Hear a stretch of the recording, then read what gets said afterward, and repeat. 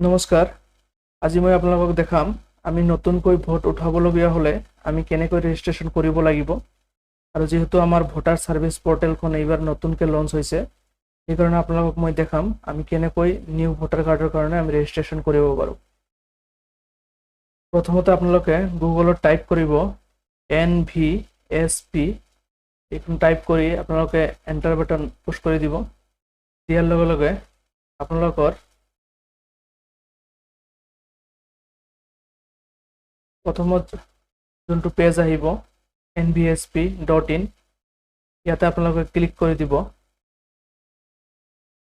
সাইডত click কৰি দিব। আপোনালোকে ক্লিক কৰি দিয়াৰ লগে লগে আপোনালোকৰ নতুন যোনখন ৱেব পৰ্টেল লঞ্চ হৈছে সেইটো পেজ আপোনালোকৰ সন্মুখত আহি যাব। এনেকুৱা আপোনালোকৰ ৱেব পৰ্টেল নতুনকৈ আহি যাব। আহি যোৱাৰ লগে লগে আপোনালোকে ৰাইট সাইডত চাব। ৰাইট সাইডত আপোনালোকে চাব সাইন আপ বুলি লিখা আছে। প্ৰথমতে আপোনালোকে সাইন আপত ক্লিক কৰি দিব। সাইন আপত ক্লিক কৰি দিয়াৰ লগে লগে আপোনালোকৰ এনেকুৱা এটা ইণ্টাৰফেচ আহি যাব। এই ইণ্টাৰফেচত আপোনালোকে ইণ্ডিয়ান ৰেচিডেন্স ইলেক্টৰ্ছ অৰ ইণ্ডিয়ান অভাৰচিজ ইলেক্টৰ্ছ দুটাৰ কাৰণে আপোনালোকে ৰেজিষ্ট্ৰেশ্যন কৰিব পাৰিব। প্ৰথমতে আপোনালোকে সাইন আপ কৰি ল'ব লাগিব। তাৰপিছত আপোনালোকৰ ইয়াতে মোবাইল নম্বৰ এণ্টাৰ কৰি দিব। ইয়াতে আপোনালোকৰ মোবাইল নম্বৰ এণ্টাৰ কৰাৰ পিছত আপোনালোকে ইমেইল এড্ৰেছটো অপশ্যনেল ৰাখিব পাৰে। তাৰপিছত আপোনালোকে এই কেপচা কোডটো ইয়াতে ভৰাই দিব। এই কেপচাত আপোনালোকে কেপচা কোডটো ভৰাই দিব। ভৰাই দিয়াৰ পিছত আপোনালোকে কণ্টিনিউ বাটনত ক্লিক কৰি দিব।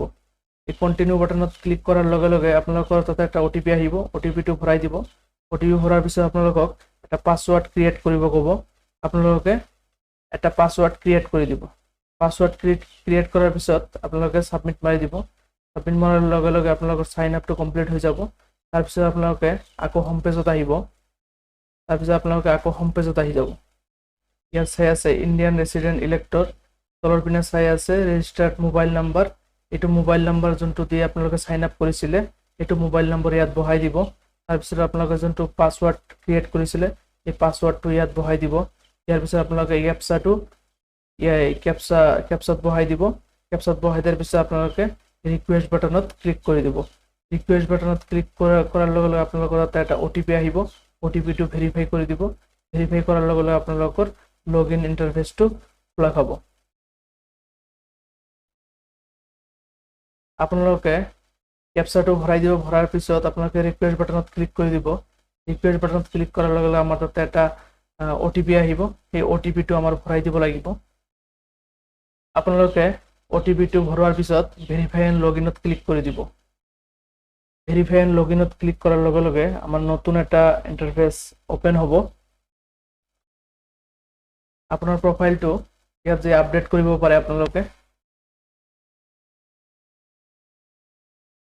আপোনালোকে এইটো পৰ্টেলত অহাৰ পিছত চাব 6 নম্বৰ ফৰ্ম এটা আছে। এইখিনিত চাব আপোনালোকে new registration for general elector. এইটো 6 নম্বৰ ফৰ্মত আপোনালোকৰ ক্লিক কৰি দিব লাগিব। ক্লিক কৰাৰ পিছত আপোনালোকে নতুনকৈ এটা ইণ্টাৰফেচ আহিব। আমাৰ চাব আপোনালোকে নতুনকৈ আমি যদি ভোটাৰ কাৰ্ডৰ কাৰণে এপ্লাই কৰোঁ নিউ ভোটাৰ্ছৰ কাৰণে আমি এইখিনিত এইটো 6 নম্বৰ ফৰ্মত আমি এপ্লাই কৰিব পাৰিম। লেফট সাইডত চাব আমাৰ ফ্ৰম পাৰ্টিকুলাৰ্ছ দিয়া আছে।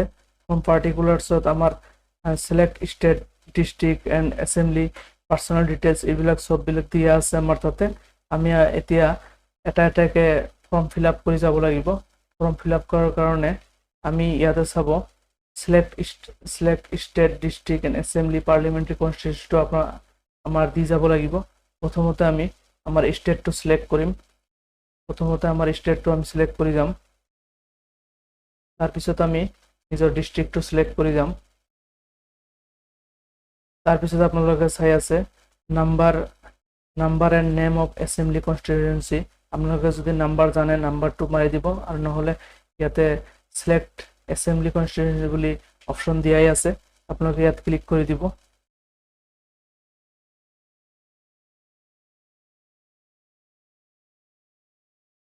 তাৰপিছত আপোনালোকে এইটো নেক্সট বাটনত ক্লিক কৰি দিব।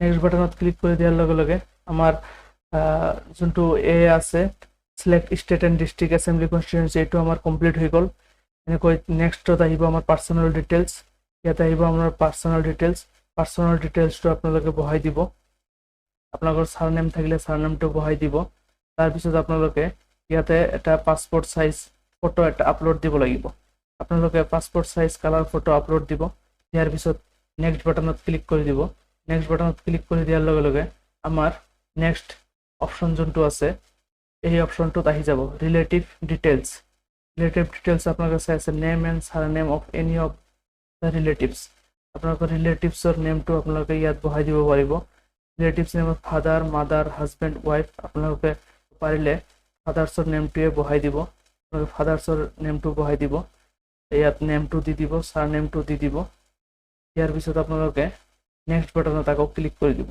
নেক্সট বাটনত ক্লিক কৰাৰ লগে লগে নেক্সট পেজত আমি আকৌ গুচি যাম নেক্সট পেজত গুচি যাম আমি কণ্টেক্ট ইয়াতে আমি কণ্টেক্ট ডিটেইলছটো দি যাম ইয়াতে মোবাইল নাম্বাৰটো দি যাম নিজৰ সেল্ফ হলে সেল্ফত আমি টিক মাৰি দিম সেল্ফত টিক মাৰি দি আমাৰ ইয়াতে মোবাইল নাম্বাৰটো বহাই দিম মোবাইল নাম্বাৰটো বহাই দিয়াৰ পিছত আমি সেন্ড OTP মাৰি দিম সেন্ড OTP মাৰাৰ লগে লগে আমাৰ এটা OTP আহিব OTPটো আমি ইয়াত বহাই ভেৰিফাই কৰি দিম ভেৰিফাই কৰাৰ পিছত আপোনালোকৰ যদি ইমেইল এড্ৰেছ আছে তেনেহ'লে আপোনালোকে ইয়াত ইমেইল এড্ৰেছটো বহাই দিব সেল্ফত টিক কৰাৰ পিছত আপোনালোকে ইয়াত এটা ইমেইল এড্ৰেছ বহাই দিব ইমেইল এড্ৰেছ বহাৰ পিছত আপোনালোকে আকৌ লেফ্ট ৰাইট সাইডত চাব নেক্সট বাটন আছে নেক্সট বাটনত আপোনালোকে ক্লিক কৰি দিব ক্লিক কৰাৰ পিছত আমাৰ নেক্সট পেজত আমি গুচি যাম আধাৰ ডিটেইলছ আমাৰ নেক্সট পেজত আছে আধাৰ ডিটেইলছ যেহেতু এতিয়া আমি ভোটাৰ কাৰ্ড আৰু আধাৰ কাৰ্ড একেলগে লিংক কৰিব লাগিব গতিকে আপোনালোকে একেলগে আধাৰ ডিটেইলছটো দি যাব আপোনালোকে ইয়াৰ ডিটেইলছটো দিয়াৰ পিছত আধাৰ নম্বৰত এটা ভেৰিফাই হ'ব ভেৰিফাই কৰাৰ লগে লগে আমাৰ নেক্সট বাটন যোনটো আছে লেফ্ট ৰাইট সাইডত নেক্সট বাটনত ক্লিক কৰি দিব নেক্সট বাটনত ক্লিক কৰাৰ লগে লগে জেন্ডাৰ আপোনালোকে মেল ফিমেল কি হয় সেই হিচাপে দি যাব তাৰপিছত ৰাইট সাইডত চাব নেক্সট বাটন আছে নেক্সট বাটনত ক্লিক কৰি দিব নেক্সট বাটনত ক্লিক কৰাৰ লগে লগে আমি ডেট অফ বাৰ্থ ডিটেইলছটো আমাৰ আছে ডেট অফ বাৰ্থ ডিটেইলছটো আমি ইয়াতে ফিল আপ কৰি যাব লাগিব নিজৰ ডেট অফ বাৰ্থটো ইয়াত আপোনালোকে বহাই দিব তাৰপিছত আপোনালোকৰ ইয়াতে চাব এটা ডকুমেণ্ট বিচাৰিব ডেট অফ বাৰ্থৰ যিকোনো এটা ডেট অফ বাৰ্থৰ প্ৰুফ আপোনালোকে বিচাৰিব ইয়াতে সিলেক্ট কৰিব আপোনালোকে কি দিব বিচাৰে আধাৰ কাৰ্ড আছে ইয়াতে আপোনালোকে অপশ্যন পাব Aadhaar card date of birth certificate আপোনালোকে পেন কাৰ্ড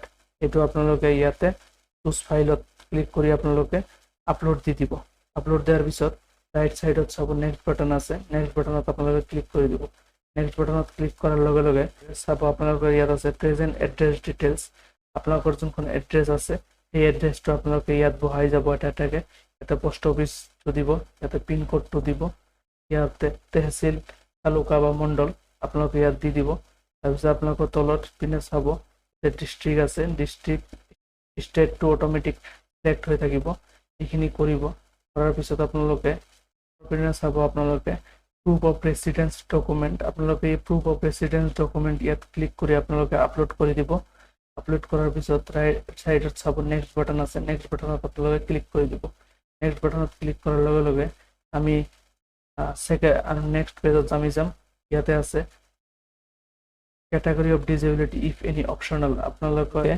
ইয়াতে আপোনালোকে যদি আপোনালোকৰ দিব্যাংগ মানুহ হয় বা আপোনালোকৰ ডিসেবিলিটি হয় এই হিচাপত আপোনালোকে ইয়াতে ভৰাই যাব আৰু যদি ডিসেবিলিটি নহয় আপোনালোকে সিম্পলি ৰাইট সাইডত নেক্সট বাটন আছে নেক্সট বাটনত ক্লিক কৰি দিব নেক্সট বাটনত ক্লিক কৰাৰ লগে লগে আমাৰ ফ্যামিলি মেম্বাৰ ডিটেইলছটো আহি যাব ইয়াতে আপোনালোকে চাই আছে ফ্যামিলি ডিটেইলছত আপোনালোকে নিজৰ দেউতাকৰ নাম বা মাকৰ নাম বহাই দিব আৰু ইয়াতে সিলেক্ট ৰিলেশ্যনত আপোনালোকে ফাদাৰ মাদাৰ ৱাইফ হাজবেণ্ড যি পাৰে সেইটো লিখি দিব আৰু এইটো ভোটাৰ ইপিক নাম্বাৰটো ভোটাৰ কাৰ্ড নাম্বাৰটো ইয়াতে পুট কৰি বহাই দিব নেক্সট টাইম আপোনালোকে ইয়াতে নেক্সট বাটনত ক্লিক কৰি দিব নেক্সট বাটনত ক্লিক কৰাৰ লগে লগে আমাৰ ডিক্লেৰেশ্যন ফৰ্ম এটা ওপেন হৈ আহিব ডিক্লেৰেশ্যন ফৰ্মত আপোনালোকে নিজৰ ভিলেজটো দি দিব ইয়াতে আপোনালোকে নিজৰ ভিলেজটো দি দিব ষ্টেটটো দি দিব আৰু ইয়াতে ডিষ্ট্ৰিক্টটো দি দিব ঠিক দিয়াৰ পিছত তাৰপিছত আপোনালোকে সেইখন ভিলেজত কিমান বছৰৰ পৰা আছে ইয়াতে মান্থ আৰু ইয়াৰটো দি দিব দিয়াৰ পিছত আপোনালোকে তলৰ পিনে স্ক্ৰল ডাউন কৰি যাব। তলৰ পিনে স্ক্ৰল ডাউন কৰাৰ পিছত আপোনালোকৰ ইয়াত প্লেচটো দি দিব, য'ৰ পৰা আপোনালোকে আপলোড কৰি আছে সেই প্লেচ বা সেই ভিলেজৰ নামটো আপোনালোকে ইয়াত দি দিব আৰু ডেটটো ইয়াত অট'মেটিক আহি যাব। তাৰপিছত আপোনালোকে নেক্সট বাটনত ৰাইট চাইডত চাব, নেক্সট বাটন আছে, নেক্সট বাটনত আপোনালোকে ক্লিক কৰি দিব। ক্লিক কৰাৰ লগে লগে আপোনালোকৰ ডিক্লেৰেশ্যনৰ কামখিনি হৈ গ'ল। তাৰপিছত তলৰ পিনে আছে আপোনালোকৰ কেপচা, এই কেপচাটো আপোনালোকে ভৰিব লাগিব। এই কেপচাটো আপোনালোকে ইয়াতে ভৰাই দিব। ভৰাই দিয়াৰ পিছত সেভ বাটনত ক্লিক কৰি দিব, নহ'লে প্ৰিভিউ এণ্ড ছাবমিট বাটনত ক্লিক কৰি দিব। প্ৰিভিউ এণ্ড ছাবমিট বাটনত ক্লিক কৰাৰ লগে লগে আপোনালোকৰ এনেকুৱা এটা পেজ আহিব। এই পেজটো আপোনালোকে ভালকৈ চাই ল'ব। যদি আপোনালোকৰ কোনো এডিট কৰিব লগা আছে আপোনালোকে এডিট কৰি ল'ব। এডিট কৰাৰ পিছত যদি নাই তেনেহ'লে আপোনালোকে ছাবমিট বাটনত ক্লিক কৰি দিব। আপোনালোকে ছাবমিট বাটনত ক্লিক কৰাৰ পিছত আপোনালোকৰ এনেকুৱা এটা ৰেফাৰেঞ্চ নাম্বাৰ আহিব। এই ৰেফাৰেঞ্চ নাম্বাৰটো আপোনালোকে প্ৰিণ্ট কৰি ল'ব, অন্যথা নহ'লে লিখি ল'ব। এই ৰেফাৰেঞ্চ নাম্বাৰটো দি আপোনালোকে পৰৱৰ্তী সময়ত ট্ৰেক কৰিব পাৰিব।